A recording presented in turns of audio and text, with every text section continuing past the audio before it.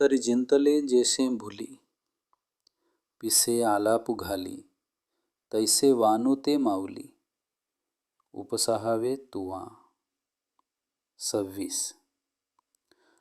तरी पण भ्रमाने भुलून वेडा झालेल्या माणसाने नशा करावी व त्यात त्याला विंचू चावावा, मग त्याची जशी बडबड निरर्थक असते, त्याप्रमाणे मी तुमचे वर्णन करतो आहे, ते हे गुरुमाऊली तुम्ही सहन करावी.